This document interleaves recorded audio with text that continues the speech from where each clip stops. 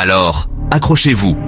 Le sujet d'aujourd'hui est de ceux qui secoussent les certitudes et obligent à la réflexion.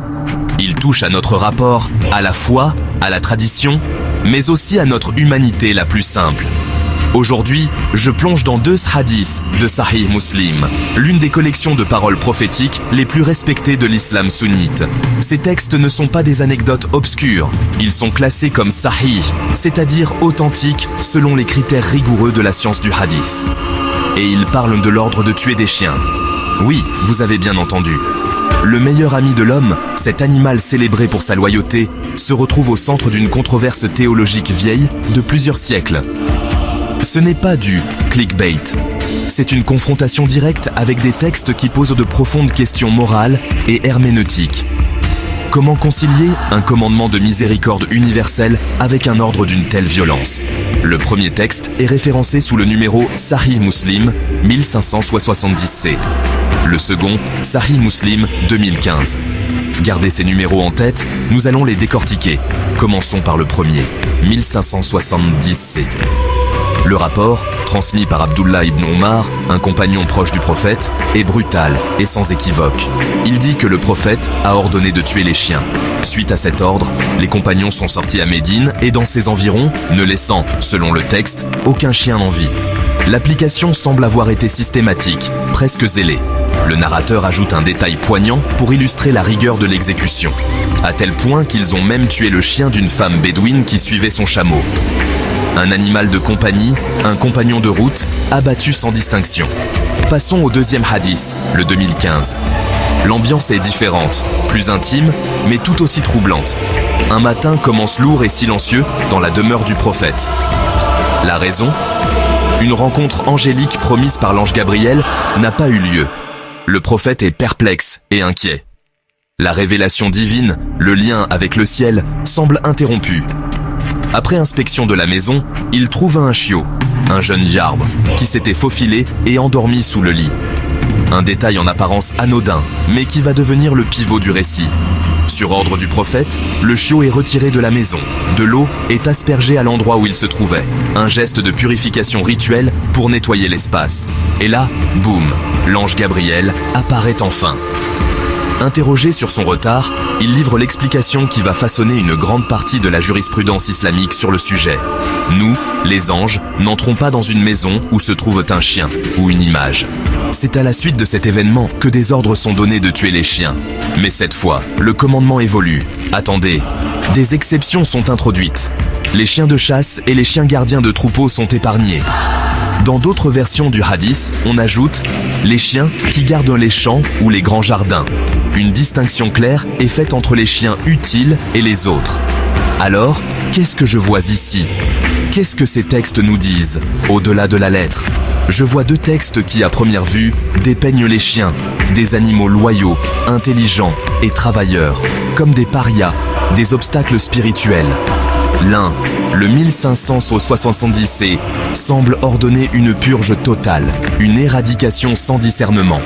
L'autre, le 2015 et ses variantes, crée des catégories, des exceptions, comme un bureaucrate avec une liste de contrôle.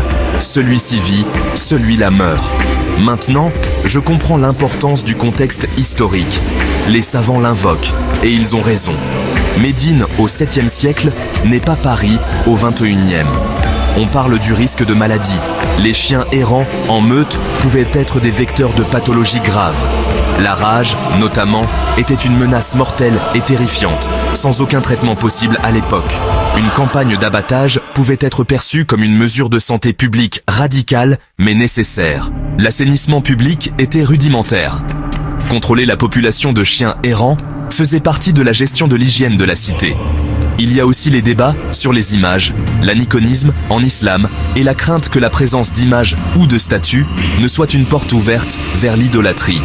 Le chien, dans le hadith de l'ange, est mis sur le même plan. Et bien sûr, la notion de pureté rituelle, la tahara.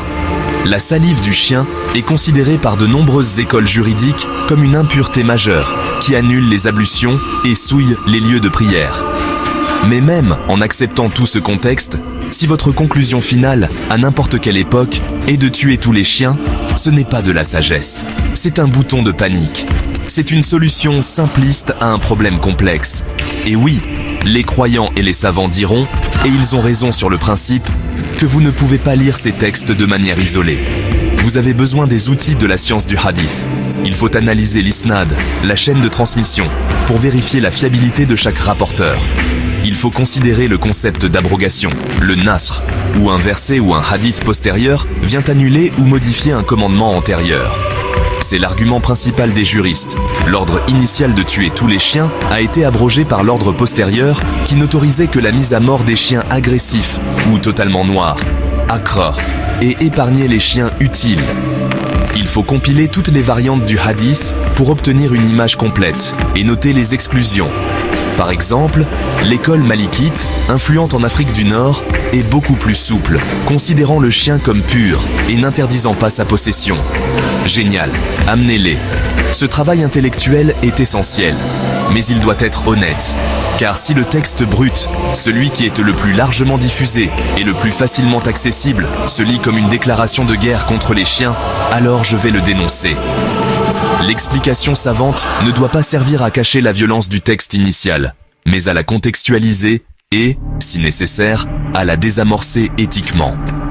Une miséricorde qui épargne aujourd'hui et massacre demain n'est pas de la miséricorde, c'est de l'arbitraire.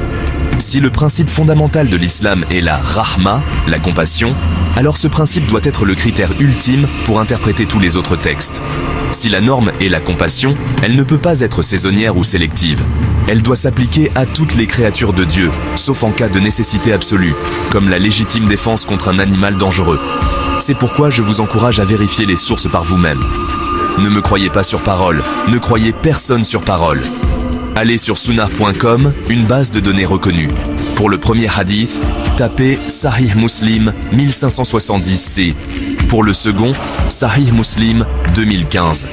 Lisez les différentes versions, lisez les commentaires s'ils sont disponibles. Forgez votre propre opinion. Questionnez tout. Questionnez les interprétations qui semblent contredire la raison et la compassion. Questionnez une lecture littérale qui gèle un texte dans un contexte révolu. Protégez l'innocent. C'est un impératif moral universel. Et un animal qui n'a commis aucune agression est, par définition, innocent. Et si un enseignement, aussi authentique soit-il dans sa transmission, vous dit d'écraser ce qui est loyal par nature, de punir la fidélité, de voir le mal dans l'innocence, alors peut-être que le problème de loyauté n'est pas celui du chien. Peut-être est-ce notre loyauté à la miséricorde qui est mise à l'épreuve. Restez curieux. Ne vous contentez jamais de réponses toutes faites, surtout lorsqu'elles heurtent votre conscience. Soyez bon. La bonté n'est pas une faiblesse, c'est la plus haute expression de la force morale. Envers les gens, bien sûr, mais aussi envers les chiens et toutes les créatures qui partagent ce monde avec nous. On reprend. Sujet brûlant, nerfs solides, même boussole, même attention. On élargit le cadre. 4 textes de plus, précis, vérifiables. Objectif, clarté et intégrité. Pas de circonvolution. Je présente les rapports, j'indique leurs usages en droit, sans maquillage. Et je garde la compassion comme lentille éthique. Point. Méthode solide. Au centre. Premier. Sunan, Abi Daoud 702. Disponible en ligne, noir sur blanc. Le rapport, sans barrière devant le priant, 3 choses coupent le passage. Un âne, un chien noir, une femme qui passe devant. Interruption. Contexte crucial. Les premiers juristes parlent de la sutra. La sutra, marqueur physique qui protège l'espace de prière. Avec sutra, beaucoup disent pas d'invalidation juridique. Sans sutra, question ouverte, pourquoi le chien noir? Certains pointent un risque perçu, superstition, folklore du mal. D'autres, cas local, époque donnée. Attention dignité, assimiler une passante, surtout une femme, blesse. Savant sérieux, on parle d'interruption spatiale, pas de valeur morale. Application restreinte via sutra et autres rapports autorisant le passage. Deuxième, Sahih al-Bukhari, 2086. Interdiction listée. Le prix d'un chien, le prix du sang, l'usure, le tatouage et malédiction sur les fabricants d'images. Les juristes invoquent en les macassides. Bloquer l'exploitation, bloquer l'idolâtrie, bloquer le mal. Valeur morale, prix du marché. Un vivant a une dignité intrinsèque, mais on limite certaines transactions pour éviter abus et profanation. Image, Stricte abstention en contexte dévotionnel, pas d'icône. Hors culte, vue plus souple et fonctionnelle. Troisième, Sahih al-Bukhari, devenu 122. Répétition des gains interdits. Prix d'un chien, salaire d'une prostituée, honoraire d'un devin. Cible, source de revenus corruptrice. Clair, net. Ailleurs, chien épargné pour chasse et garde. Certaines écoles, garde autorisée, vente découragée ou interdite pour un usage utilitaire non commercial. Les malikis, plus permissifs sur possession et pureté, mais fermes contre le commerce prédateur. Quatrième, Bukhari 511, et propos attribués à Aïcha sur invalidé. Un chien, un âne, une femme. Les contre-rapports et la pratique pèsent lourd. On les regarde. Plusieurs autorités, avec sutra, rien n'annule. Au pire, distraction. Invalide peut vouloir dire casse la concentration, pas la loi. Femme, ça chien. Formule problématique, on le dit sans détour.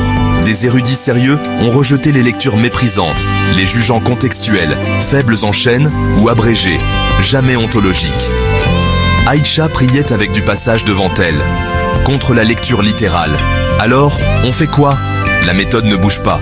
On compile les variantes, on pèse la fiabilité des isnades, on cartographie le contexte, espace bondé, hygiène publique, crainte d'idolâtrie, fonction de la sutra, et on tranche avec des preuves, pas avec des pirouettes ni des excuses bidons. L'éthique, la rahma comme lentille, mais on regarde le texte en face, sans anesthésie. Allez sur sunna.com, Sunan Abi Daoud 702, Sahih al-Bukhari 2086, Sahih al-Bukhari 2822, Sahih al-Bukhari 511. Lisez, comparez, questionnez. Ce qui compte, c'est Bukhari et les grands savants. Ignorez les imams érudits bloqués et leurs excuses bidons. En cas de doute, préservez la prière, coupez les abus, gardez l'honnêteté et la compassion comme filtre. Vérifiez par vous-même.